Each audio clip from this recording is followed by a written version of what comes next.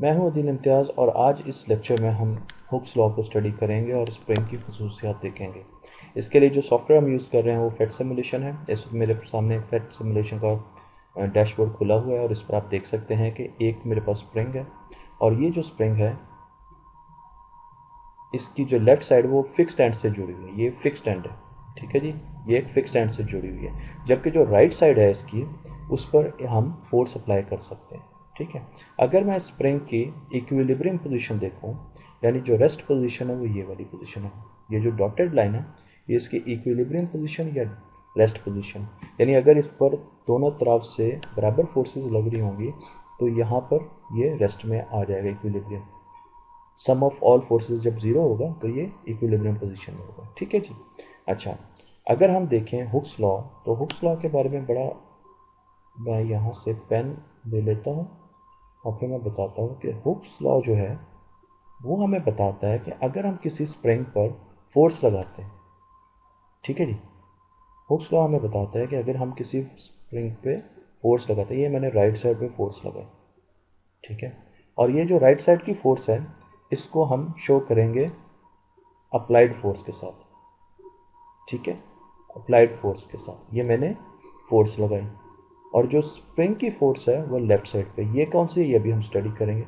और जो डिस्प्लेसमेंट है वो इतनी हुई, ये स्प्रिंग इतना मूव किया, क्यों, पहले ये इक्विलिब्रियम पोजीशन पे था और अब ये इक्विलिब्रियम पोजीशन से आगे जा चुका है, ठीक है। यहाँ से मैं पेन लेता हूँ और पेन लेके अब मैं आपको बताता हूँ कि हुक्स लॉ क्या कहता है। हुक्स लॉ ये कहता है कि अगर आप एक स्प्रिंग पे एफ फोर्स लगाते हैं, ये फोर्स दो किस्म की हो सकती है। देखिए, आप स्प्रिंग को राइट तरफ करके एक्सपैंड भी कर सकते हैं और लेफ़्ट साइड पे फोर्स लगा के कंप्रेस भी कर सकते हैं।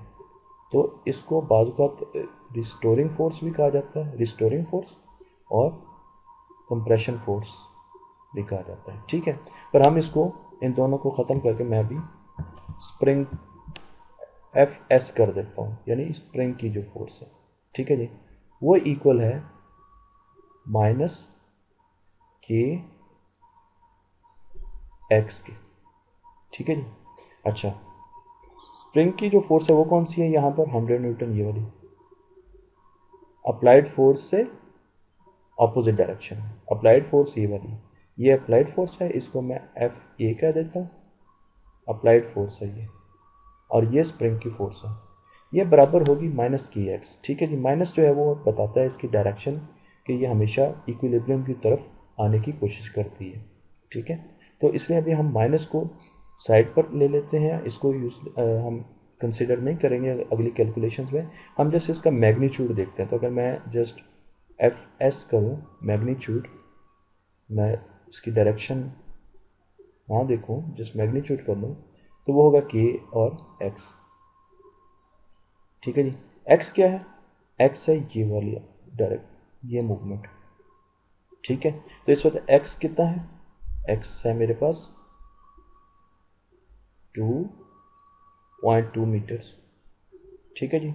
और x को किससे मैं मल्टीप्लाई करूँगा, ये मैं मल्टीप्लाई का साइन है मैंने लिया, और k से, k कितना है, k यहाँ पर आपको नज़र आ रहा है, ठीक है जी, 500, तो मैं इसको 500,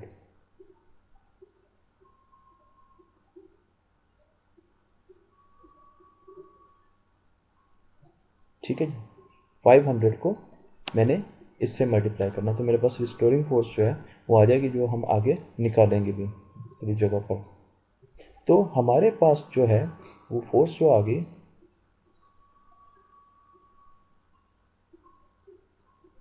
500 इंटू 0.2, तो क्या आंसर आएगा जी, 100 न्यूटन। और अगर आप देखें तो यहाँ पर 100 न्यूटन ही फोर्स जो है वो स्प्रिंग फोर्स जो है वो 100 न्यूटन शो हो रही है, और अप्लाइड फोर्स भी जो है वो अभी 100 न्यूटन है। तो इस तरीके से हम किसी भी वक्त ये देख सकते हैं कि स्प्रिंग में कितनी फोर्स है, ठीक है। ये फोर्स दो किस्म की हो सकती है। अब हम इसमें ये देखते हैं, अगर मैं स्प्रिंग को इस तरफ लेके जाता हूँ रिवर्स डायरेक्शन में, देखिए मैं यहाँ पर ले गया, अब डायरेक्शन जो है अगर आप देखें यहाँ पर ज़ीरो पे, ये बिल्कुल इक्विलिब्रियम पोजीशन में था, ठीक है। अब मैं लेफ़्ट पे लेके गया तो डिस्प्लेसमेंट इसकी लेफ़्ट साइड पे हुई, ठीक है जी। अब जो लेफ्ट साइड पे स्प्रिंग की फोर्स किस तरफ अफेक्ट कर रही होगी, इक्विलिब्रियम पोजीशन की तरफ। स्प्रिंग चाहता है मैं इधर वापस आ जाऊँ, जबकि अप्लाइड फोर्स इस तरफ है, ठीक है। और जब हम अप्लाइड फोर्स राइट साइड पे लगाते हैं, ठीक है नहीं, तो स्प्रिंग की पोजीशन जो फोर्स है वो किस डायरेक्शन में लग रही होती है, इस तरफ लग रही होती है। तो स्प्रिंग की फोर्स हमेशा आप देखें तो अप्लाइड फोर्स के ऑपोजिट डायरेक्शन में कर रही होती है काम। क्यों? क्योंकि उसने इक्विलिब्रियम की तरफ जाना होता है, तो इसलिए उसको माइनस के साइन के साथ लिखते हैं, माइनस की एक्स लिखते हैं। क्यों? क्योंकि वो अप्लाइड फोर्स से हमेशा नेगेटिव साइड पर होती है, उल्टी साइड पर होती है। अच्छा, अब एक चीज़ हम ये भी देखते हैं, हमने ये तो देख लिया कि स्प्रिंग अगर इस तरफ फोर्स अप्लाई करें या आप इस तरफ फोर्स अप्लाई करें, दोनों कंडीशन में आपको डायरेक्शन जो है उसकी डिफरेंट मिलेगी, पर मैग्नीट्यूड उसका सेम होगा। अब मैं ये करता हूँ तो मैं देखता हूँ कि स्प्रिंग कांस्टेंट का किसी भी स्प्रिंग पर क्या इफेक्ट होता है। हर स्प्रिंग का एक स्प्रिंग कांस्टेंट होता है और उसकी इलास्टिसिटी और वो कितना स्ट्रेच होगा ये स्प्रिंग कांस्टेंट की वैल्यू बता रही होती है। तो हम ये करते हैं कि एक स्प्रिंग लेते हैं और उसका स्प्रिंग कांस्टेंट बिल्कुल ही कम कर देते हैं, ठीक है जी। तो मैं इसको पहले जो है वो ले आता हूँ स्प्रिंग को ज़ीरो पोजीशन। पहले हमने स्प्रिंग कांस्टेंट ये रखा था। अब आपने देखना है कि इसकी जो स्प्रिंग है इसकी आपने स्ट्रेंथ देखनी है, इसकी मोटाई देखनी है। अब मैं इसका स्प्रिंग कांस्टेंट कम करता हूँ तो देखें क्या होगा, ये पतला हो गया, वीक हो गया, कमज़ोर हो गया स्प्रिंग। अब इसमें इलास्टिसिटी बहुत ज़्यादा, ये थोड़ा सा भी आप इस पर फोर्स लगाएंगे तो ये बहुत मूव करेगा। अब मैं फिर 100 पे लेके जाता हूँ, तो पहले ये 0.25 गया था, अब 100 पे जाके देखते हैं तो ये 0.25 की बजाय 1 मीटर आगे गया है। देखिए कितना ज़्यादा ये आगे जाएगा, ये डिस्प्लेसमेंट कितनी ज़्यादा हुई है। क्यों? क्योंकि स्प्रिंग कांस्टेंट इसका कम है। इसी तरीके से अगर इसको मैं दूसरी तरफ जाऊँगा तो ये कंप्रेस भी बहुत होगा। ये देखिए यहाँ पर भी 1 मीटर, ठीक है जी, यहाँ पर भी 1 मीटर। जब मैंने ये 500 किया था, ये देखिए ये 500 था तो ये 0.196 रह गई थी। 100 न्यूटन पे ये सिर्फ -0.196 जो है इसकी डिस्प्लेसमेंट थी। माइनस का मतलब रिवर्स डायरेक्शन। और जब मैं 100 न्यूटन लगाता था तो इसकी फोर्स जो इसकी जो डिस्प्लेसमेंट थी वो 0.196 थी। और जब मैंने यहीं पर इसका स्प्रिंग कांस्टेंट कम किया तो देखें 1 मीटर तक ये आ गई, 1 मीटर तक आ गई और नेगेटिव में -1 मीटर तक रिवर्स डायरेक्शन में चली गई, ठीक है जी। और स्प्रिंग हमेशा कोशिश करेगा, स्प्रिंग की फोर्स इस तरफ लग रही है, इस तरफ, इसने इक्विलिब्रियम पोजीशन पहना और अप्लाइड फोर्स हमने इधर लगाई हुई है। अब मैं स्प्रिंग कांस्टेंट बहुत ज़्यादा कर देता हूँ तो आपने स्प्रिंग की शक्ल देखी, तो अब कितना रह गया 0.1। 500 पे क्या था, 0.196 था उसी फोर्स पर 100 न्यूटन। और जब स्प्रिंग कांस्टेंट हमने ज़्यादा किया तो स्प्रिंग बहुत ज़्यादा मोटा हो गया, सख्त हो गया, स्टिफ हो गया, रगड़ हो गया ये, ठीक है। अब ये इतने आराम से हिलेगा नहीं। आपने देखा ना कि बड़े स्प्रिंग को हिलाना बहुत मुश्किल काम होता है छोटी फोर्स के लिए। तो क्या हुआ कि 100 न्यूटन पे सिर्फ 0.1 मीटर ये लेफ्ट साइड पे गया। अगर मैं उसको 100 न्यूटन को दूसरी डायरेक्शन में लगाता हूँ तो ये 0.1 मीटर यहाँ पर द राइट साइड पे गया। तो इससे हमें पता चला कि जो स्प्रिंग कांस्टेंट है अगर ज़्यादा होगा तो स्प्रिंग जो है उतना ही ज़्यादा कम मूव करेगा और उसकी डिस्प्लेसमेंट कम होगी, पर उसका जो स्ट्रेंथ होगी वो बढ़ जाएगी, उसकी ताकत बढ़ जाएगी पर उसकी डिस्प्लेसमेंट कम होगी छोटी फोर्स के लिए। और अगर हम इसको कम कर देंगे तो स्प्रिंग जो है उसकी स्ट्रेंथ बहुत कम होगी, ठीक है, और उसकी डिस्प्लेसमेंट बहुत ज़्यादा बढ़ जाएगी। अच्छा, अब हम दूसरा केस लेते हैं, वो ये कि हम दो स्प्रिंग्स जो है वो रखते हैं, ठीक है। अब आप देखें, अब आपको ज़्यादा क्लियर होगा। अब मैं दोनों पे 100 न्यूटन फोर्स लगाता हूँ तो आप देखें कि ये जिसका स्प्रिंग कांस्टेंट 100 था न्यूटन पर मीटर, 100 न्यूटन पर मीटर था इसका स्प्रिंग कांस्टेंट, तो ये देखें इसने जो डिस्प्लेसमेंट दी वो 1 मीटर की दी। जबकि उसी मुकाबले में उतनी ही फोर्स पे जो दूसरा स्प्रिंग था जिसका स्प्रिंग कांस्टेंट 500 न्यूटन पर मीटर था, बल्कि 1000 न्यूटन पर मीटर था, उसने 0.1 मीटर जो है वो डिस्प्लेसमेंट दी। और इसी तरीके से मतलब रिवर्स डायरेक्शन में ले जाएंगे तो फिर भी हमारे पास यही रेशियोज आएंगे। तो इससे आपको अंदाज़ा हुआ कि स्प्रिंग कांस्टेंट जो है वो स्प्रिंग की स्ट्रेंथ की कैरेक्टरिस्टिक्स और उसकी इलास्टिसिटी को डिफाइन करता है। अच्छा जी, अब हम आगे आते हैं और अब हम दूसरा केस पढ़ते हैं, और वो ये कि ये हमारे पास एक ऐसा सिस्टम है जिसमें दो स्प्रिंग सीरीज़ में लगे हुए हैं। पहले हम पैरेलल वाले देख लेते हैं। इसमें हमारे पास दो स्प्रिंग पैरेलल में लगे हुए हैं। तो अगर इन दोनों स्प्रिंग्स की जगह मैं एक स्प्रिंग लगाना चाहता हूँ, ठीक है जी, मैं एक स्प्रिंग लगाना चाहता हूँ, तो वो स्प्रिंग क्या होगा, उसका स्प्रिंग कांस्टेंट क्या होगा। अगर पैरेलल में दो स्प्रिंग लगे हुए हैं, जिस तरह पैरेलल में दो रेजिस्टेंस लगे होते हैं तो हमने एक लगाना होता है, तो जो रेजिस्टेंस होती है वो कम हो जाती है। तो क्या पैरेलल में दो दो हमारे पास स्प्रिंग्स लगे हुए हैं, इनका अगर एक स्प्रिंग लगाना हो तो उसका स्प्रिंग कांस्टेंट क्या होगा, ये हमने निकालना है इस से। अच्छा, मैंने यहाँ पर ज़ीरो फोर्स लगाई हुई थी पहले, तो ये देखें ये अपनी तकरीबन इक्विलिब्रियम पर आ चुके हैं, ठीक है। अब मैंने दोनों पर एक फोर्स लगाई 100 न्यूटन की राइट साइड पे, और इन दोनों ने क्या लगाई 50 न्यूटन लेफ्ट साइड पे, आधी आधी फोर्स लगाई। अब ये हमारे लिए एक अहम चीज़ है, क्योंकि जब हमने एक स्प्रिंग देखा था तो वो 100 न्यूटन की इस तरफ लगाता था, ये दोनों जो हैं वो 50-50 की लगा रहे हैं। इसका मतलब ये है कि हमें कुछ आइडिया तो यहीं से मिल रहा है कि ये दोनों ऐड होके स्प्रिंग बनाएंगे। अब मैं क्या करता हूँ, मैं आपको ये दिखाता हूँ कि अगर हमें एक स्प्रिंग लगाना है, ठीक है जी, ये वो स्प्रिंग है, मैंने ये स्प्रिंग लगाना है, ठीक है जी, ये स्प्रिंग का मैं के निकालना चाहता हूँ और मैं देखना चाहता हूँ कि इसका के क्या है, मुझे नहीं मालूम। अच्छा, अब हम यहाँ से देख लेते हैं कि क्या के है। अच्छा, अगर मैं ये देखूँ तो यहाँ पर मेरे पास जो के की वैल्यू थी, जो अभी आपको इसके अंदर नज़र नहीं आ रही थी, मैं इसको थोड़ा सा नीचे कर लेता हूँ, देखें ये 200 है के, ठीक है जी, के जो है हमारे पास वो 200 है। तो मैं दोबारा पेन निकालता हूँ और अब हमने क्या करना है, हमने दोबारा वही स्प्रिंग जो है, जो एक स्प्रिंग हमने लगाना है, जो रिजल्टेंट स्प्रिंग है उसका हमने के निकालना है। जो के वन है वो हमारे पास वो कितना है जी 200, और जो के टू है वो कितना है जी, वो भी 200 है, ठीक है जी। अच्छा, मैं ये कहता हूँ कि जो सीधी हमें ये पता कि जो पैरेलल में स्प्रिंग होते हैं उनका के जो है वो ऐड हो जाते हैं, तो अगर ऐसी बात है तो के जो रिजल्टेंट होगा वो के वन प्लस के टू होगा, तो ये कितना हो जाएगा जी 400, 200 जमा 200, ये उस स्प्रिंग का, ये जो स्प्रिंग है हमारे पास एक स्प्रिंग लगाना है उसका की है। अच्छा, हमने इन दोनों पर फोर्स कितनी लगाई है 100 न्यूटन, ये तो हमें पता है इन दोनों पे, ठीक है। एक्स कितना है, दोनों का एक्स जो है वो 0.25 है, 0.25, तो देखते हैं कि क्या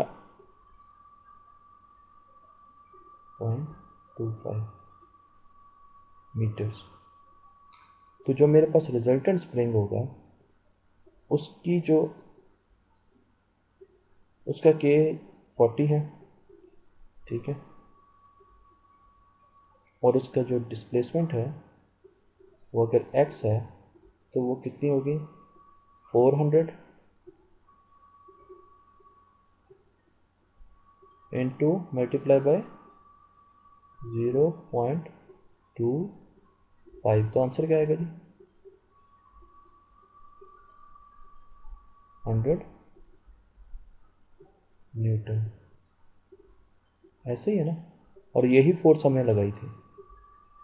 तो इसका मतलब यह है कि अगर हम इस स्प्रिंग पे, इस एक स्प्रिंग पर 100 न्यूटन फोर्स लगाएंगे, ठीक है, और अगर इसका स्प्रिंग कांस्टेंट 400 न्यूटन पर मीटर हो तो ये 0.25 इस तरफ मूव करेगा, 0.25।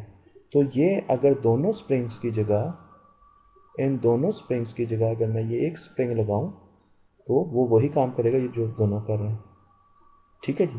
तो इसका मतलब ये है कि जब स्प्रिंग पैरेलल में होंगे, जब स्प्रिंग पैरेलल में होंगे तो उनका जो स्प्रिंग कांस्टेंट है वो ऐड होगा, सिंपल ऐड होगा, सिंपल ऐड होगा, ठीक है। सीरीज़ में जब रेजिस्टेंस होते थे तो वो ऐड होते थे, पैरेलल में रेजिस्टेंस ऐड नहीं होते, पर स्प्रिंग कांस्टेंट अलग है। स्प्रिंग कांस्टेंट जो है वो कैपेसिटेंस से मिलता है। कैपेसिटेंस जो पैरेलल में होती है तो वो ऐड होती है। इसी तरीके से आप याद रखने के लिए आपके लिए आसान है कि स्प्रिंग और कैपेसिटर ये एक जैसे जो है वो आप कह लें कि डिवाइसेस होते हैं या टूल्स होते हैं हमारे पास जो कि एनर्जी स्टोर करते हैं, और ये जब पैरेलल में लगते हैं तो इनकी कैपेसिटेंस या इनका स्प्रिंग कांस्टेंट जो है वो ऐड होता है। ठीक है, अब हम दूसरा केस लेते हैं और उसमें क्या है कि हमारे पास दो स्प्रिंग जो हैं किस में लगे हुए जी, सीरीज़ में लगे हुए हैं। तो अगर हमने सीरीज़ में लगे हुए हैं और हमने इस पर फोर्स लगाई हुई है और दोनों के जो स्प्रिंग कांस्टेंट 200 है, तो अब हमने क्या करना है, अब मुझे कैलकुलेटर की भी ज़रूरत चाहिए होगी, पर मैं आपको थोड़ा सा पहले बता दूं कि जो सीरीज़ में होते हैं उनका जो ये फार्मूला जो है वो एक्चुअली इस तरीके से होता है कि जो 1/k जो है वो इक्वल होगा 1/k1 प्लस 1/k2, जबकि ये जो है मेरे पास k1 है और ये k2 है। ठीक है जी, इसको मैं सॉल्व करता हूँ सिंपल। तो k1 जो है वो आ जाएगा k1, ये वही बिल्कुल पैरेलल में जो रेजिस्टेंस का फार्मूला होता है ना, R1 into R2/R1 plus R, तो ये k1 प्लस k2 आ गया। ठीक है जी, अब रिजल्टेंट जो एक स्प्रिंग बनाना है, ये वो स्प्रिंग है जो हमने एक इन दोनों को ख़त्म करके अगर हम एक स्प्रिंग लगाना चाहें तो हम देखते हैं कि उसका के कितना होगा। ठीक है जी, अच्छा वो हो गया। अब k1 और k2, क्या k1 है 200 और k2 भी 200 है, तो ये ऊपर 200 200 मल्टीप्लाई हो जाएंगे। ठीक है जी, तो ये कितना हो जाएंगे, ये हो जाएंगे 4000 बल्कि 40,000। 200 को 200 से मल्टीप्लाई किया और नीचे क्या हो जाएगा 200 प्लस 200 400। ठीक है, तो आप इसके दो ज़ीरो जिससे काटें और ये कैंसिल आउट हो जाएगा और यहाँ पे सिर्फ 100 रह जाएगा आपके पास। तो के जो है आपके पास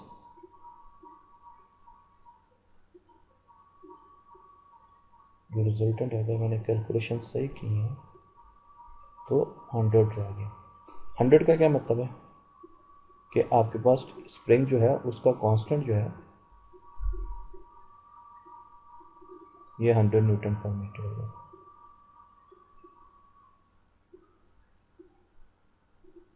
और इसको वेरीफाई करने का क्या तरीका है, वो ये है कि आप देखें यहाँ पर जो डिस्प्लेसमेंट है वो कितनी है 1 मीटर, तो फोर्स कितनी आएगी अगर हम इस स्प्रिंग को जो 100 के उसका के 100 है और इनटू मल्टीप्लाई करें एक्स के साथ, एक्स कितना है जी 1, तो फोर्स आएगी 100 न्यूटन। और इतनी फोर्स हमने लगाई थी, इतनी फोर्स लगाई थी ना, ये देखें अप्लाइड फोर्स 100 न्यूटन है ना, तो ये वेरीफाई भी हो गया। इसका मतलब ये है कि जब सीरीज़ में स्प्रिंग लगते हैं तो वो उनका जो फार्मूला होता है वो ये होता है। जो कैपेसिटेंस सीरीज़ में लगते थे उनका भी ये फार्मूला था। कैपेसिटेंस का फार्मूला आपको याद है ना, वो किस तरह होता था 1/c, ये है equivalent capacitor is equal to 1/c1, अगर दो लगे हुए ना 1/c2, तो यही बिल्कुल स्प्रिंग का हाल, जबकि जो रेजिस्टेंस होते हैं वो ऐड हो जाते हैं। तो अब आप देखें कि अगर सीरीज़ में ये लगे होंगे स्प्रिंग, तो जो नेट स्प्रिंग आएगा वो थोड़ा सा वीक होगा, थोड़ा सा वीक स्प्रिंग होगा। क्यों, क्योंकि उसका के कम हो गया। और जब ये पैरेलल में लगे होते हैं तो नेट आता है ना स्प्रिंग, एक स्प्रिंग अगर लगाना है हमने तो वो मजबूत स्प्रिंग होगा। क्यों, क्योंकि उसका के बढ़ जाता है। तो ये हमने दो केसेस देख लिए हैं। इसके बाद हम अब आगे जाते हैं और हुक्स लॉ जो है इसको और अच्छे तरीके से करते हैं। तो मैं यहाँ पर हुक्स लॉ जो है उसको अब काफ़ी ग्राफ के ज़रिए आपको बताता हूँ कि हुक्स लॉ जो है, इसमें अगर आप ये देखें तो हमारे पास ये एक स्प्रिंग है। ठीक है, ये एंड उसका फिक्स्ड है, ये उसकी स्प्रिंग कांस्टेंट है। मैं इसको अभी ले आता हूँ, मैं इसको 250 पे ले आता हूँ सपोज। ठीक है, और उसके बाद मैंने इस पर फोर्स अप्लाई की। मैं इसको फोर्स को अभी रीसेट कर देता हूँ, ठीक है। मैं इसकी बार ग्राफ की बजाय अभी मैं फोर्स प्लॉट करता हूँ, ठीक है। अच्छा, हमें ये पता है यहाँ पर क्या है जी, ये एक स्प्रिंग है और स्प्रिंग की जो डिस्प्लेसमेंट होगी राइट साइड पे कोई भी फोर्स लगाते हुए, वो एक्स एक्सिस पे होगी, और जो फोर्स हम इस पर लगाएंगे वो वाई एक्सिस होगी, ठीक है, वाई एक्सिस होगी। और हम उसको प्लॉट करेंगे, ठीक है, हम उसको प्लॉट करेंगे और प्लॉट करके फिर हम ये देखेंगे कि ये रिलेशनशिप क्या बनता है। एक चीज़ जो मैं बता दूँ वो ये है कि जो पोटेंशियल एनर्जी होती है ना स्प्रिंग में, वो आपने पढ़ी होगी, अदरवाइज़ आप इसको याद कर लें, देख लें। वो होती है हाफ के एक्स स्क्वायर। के क्या है उसका, स्प्रिंग कांस्टेंट है, और एक्स क्या है, एक्स यहाँ के वेरिएबल्स हैं, ठीक है। अगर आप के एक्स स्क्वायर देखें तो ये आपको क्या बताएगा, अगर एक ट्राइंगल हो उसकी ये साइड एक्स हो, ठीक है, और राइट एंगल हो, और ये साइड के हो, के एक्स हो, तो उसका जो एरिया होता है ना ट्राइंगल का, ये के एक्स हो, वो होगा हाफ के एक्स स्क्वायर। हाफ के एक्स स्क्वायर क्या मतलब कि इस ट्राइंगल का सारा एरिया हाफ के एक्स स्क्वायर होगा, ठीक है। ये एक ट्रिग्नोमेट्रिक का सिंपल सा रूल है, ये आपने याद रखना है कि हाफ की एक्स स्क्वायर ट्राइंगल का एरिया होता है, और पोटेंशियल एनर्जी जो होती है ना किसी भी स्प्रिंग में स्टोर, उसका फार्मूला भी हाफ की एक्स स्क्वायर है। तो इसका मतलब ये कि ये कहीं ना कहीं किसी ट्राइंगल का स्क्वायर जो है शो करता है पोटेंशियल एनर्जी। वो ट्राइंगल कहाँ से आता है वो अब हम देखते हैं। हमारे पास इस वक्त जो है वो ये, इसको ऐसे कर देते हैं, हम ज़ीरो पर आए, हमने कोई फोर्स अप्लाई नहीं की, तो फोर्स जो है वो ज़ीरो पर है और डिस्प्लेसमेंट भी ज़ीरो पर है। अब मैं ये करता हूँ कि मैं फोर्स अप्लाई कर देता हूँ।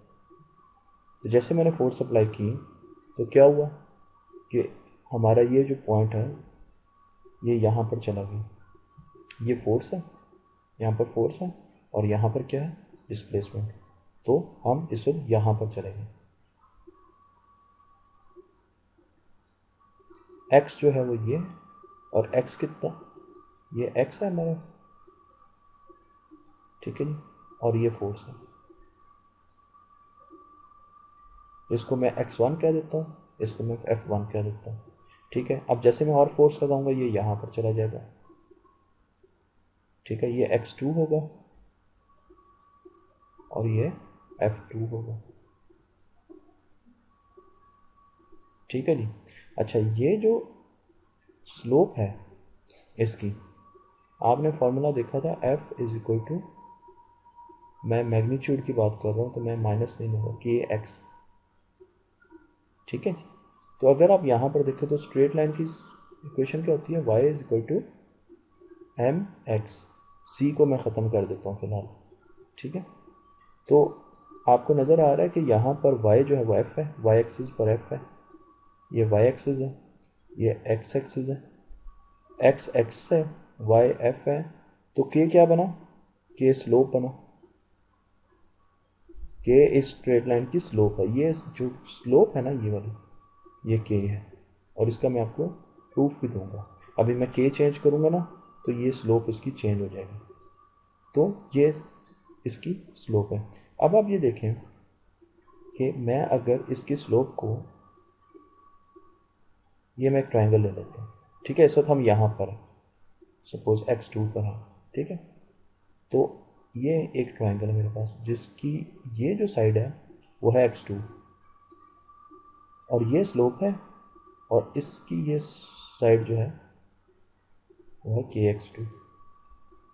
तो इस ट्राइंगल का एरिया कितना होगा, हाफ के x2 का स्क्वायर, ठीक है। ये सारा जो एरिया होगा ना, ये मैं इसको कलर करने की कोशिश करता हूँ, और यही इसमें एनर्जी जो है, जो इसमें वर्क की है ना, इस वक्त वर्क क्या होता है, फोर्स इनटू डिस्टेंस, ठीक है। अच्छा, यहाँ पर जो एनर्जी स्टोर है ना इसके अंदर, वो ये सारे ट्रायंगल का एरिया है। अगर आपने डिस्प्लेसमेंट इतनी रखी और फोर्स जो है आपने F2 अप्लाई की, F2 फोर्स पर जो डिस्प्लेसमेंट x2 है, तो जो स्प्रिंग के अगर कोई आपसे पूछे कि एनर्जी कितनी है, तो वो इस ट्रायंगल का एरिया है। और वो निकालेंगे कैसे, वो ये फॉर्मूले से निकालेंगे। अभी मैं आपको यहाँ से एनर्जी दिखाऊंगा अभी, ठीक है। तो आपने ये देखा कि ये एक्स एक्सिस है, ये जो है आपकी डिस्प्लेसमेंट का एक्सिस है, ये आपकी फोर्स का एक्सिस है। जो स्लोप है वो है के, इसका स्प्रिंग कांस्टेंट इसकी स्लोप को बताता है। और इसमें जो वर्क डन है वो, या एनर्जी जो इस स्प्रिंग में छुपी हुई है बीच में हमने डाली हुई है जब हमने इसको खींचा हुआ है, वो है इस ट्रायंगल का, इस राइट ट्रायंगल का एरिया, ठीक है। तो ये आपने कुछ चीज़ें याद रखनी है। अब मैंने आपको कहा था ये स्लोप जो है ये स्प्रिंग कांस्टेंट है, तो मैं स्प्रिंग कांस्टेंट को चेंज करूँ तो स्लोप को चेंज होना चाहिए ना। देखें ज़रा, ये देखें, स्लोप चेंज हो रही है, लाइन की स्लोप चेंज हो रही है, एंगल चेंज हो रहा है उसका एक्स एक्सिस के साथ। तो इसका मतलब कि जो हमने बात की थी, ये स्प्रिंग कांस्टेंट ज़्यादा है और ये स्प्रिंग कांस्टेंट कम है। अच्छा, इसके साथ साथ अब हम ये करते हैं, इस पर फोर्स थोड़ी सी और लगाते हैं। तो अब ये यहाँ पर चला गया। अब इसकी एनर्जी कितनी होगी, ये मैंने एनर्जी को टिक किया, तो इसकी एनर्जी इसका एरिया होगा, ठीक है जी। मैं यहाँ पर अब सब वैल्यूज़ भी शो करवाता हूँ आपको, वैल्यूज़। तो हमने फोर्स कितनी लगाई, 157 न्यूटन यहाँ पर, और डिस्प्लेसमेंट कितनी, 0.393 ये यहाँ पर। तो अब इसकी एनर्जी कितनी हुई, हाफ के कितना है, के आपको पता है 400। तो यहाँ से आप इजीली इसकी एनर्जी जो है वो निकाल सकते हैं। E इज इक्वल टू, या वर्क डन, या हाफ, अच्छा जी, के 400 था, जो मुझे याद पड़ता है, अगर डिफरेंट हुआ तो इसको मल्टीप्लाई कर दें, 400 into x square. X square कितना है, ये हो जाएगा 0.9393 का स्क्वायर। तो इसको आप सॉल्व कर लें, इसको आप सॉल्व करेंगे तो आपके पास एनर्जी की वैल्यू आ जाएगी कैलकुलेटर के ज़रिए, इजीली हम यहाँ से निकाल सकते हैं। और वो क्या होगी, वो इसका एरिया होगा, इस ट्रायंगल का एरिया होगा। ये जो ट्रायंगल है इसका एरिया होगा, ठीक है। तो अगर आपको फार्मूला नहीं भी पता है और आपको इस तरह का क्वेश्चन आ जाता है, तो आप जस्ट इस ट्रायंगल का एरिया निकाल के उनको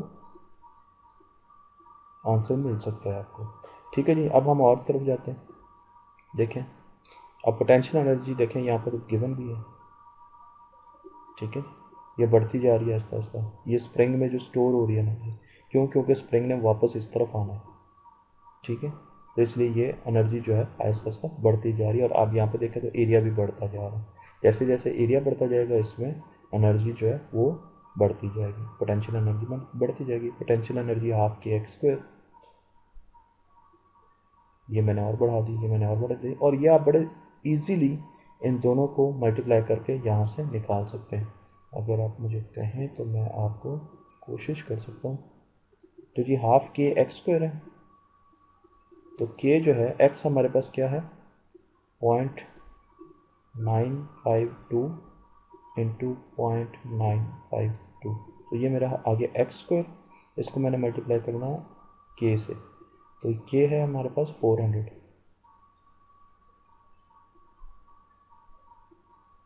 इसको मैंने डिवाइड करना है 2 से, तो देखें 181.260, इसको राउंड ऑफ करें तो 181.3 जॉल्स जो है ये हमारे पास एनर्जी बनती है।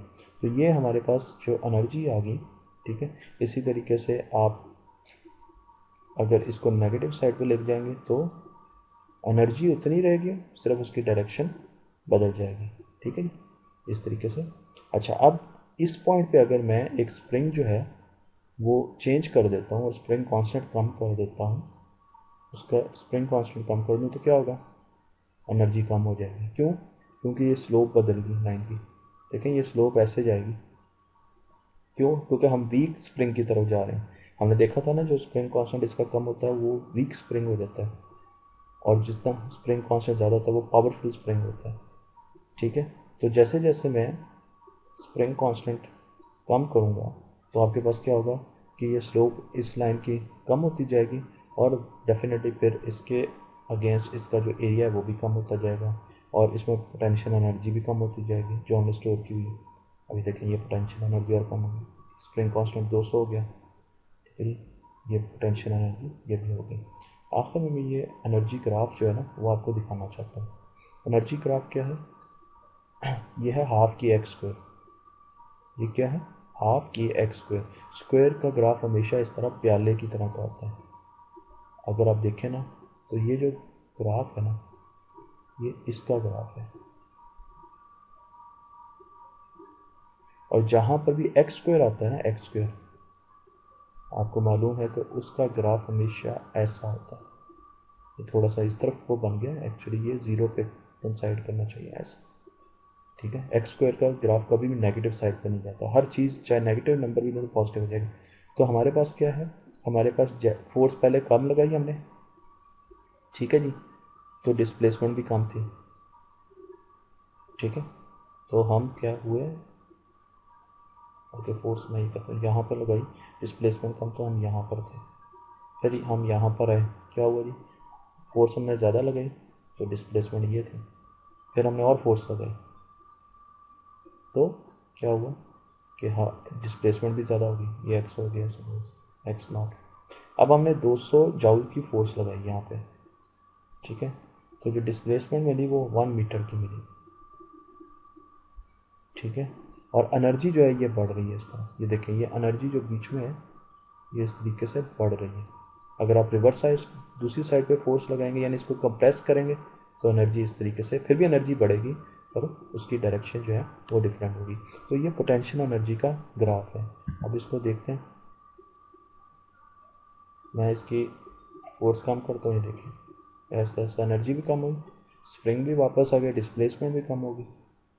अब मैं दूसरी साइड पे आ गया, देखिए अब एनर्जी तो उतनी रहेगी, सिर्फ यह कि डायरेक्शन स्प्रिंग की जो है ना जिस तरह वो कंप्रेस हो रहा है, फोर्स लग रही है वो चेंज हो गई, ठीक है, ये जीरो पे आ गया। इसी तरीके से अब बार ग्राफ है, ये बार ग्राफ भी आप एनर्जी का देख सकते हैं इसी तरीके से, ये हम पहले भी देख चुके हैं। तो ये हमने डिटेल पढ़ी हुक्स लॉ की। अब उम्मीद है कि आपको हुक्स लॉ जो है वो समझ आ गया होगा।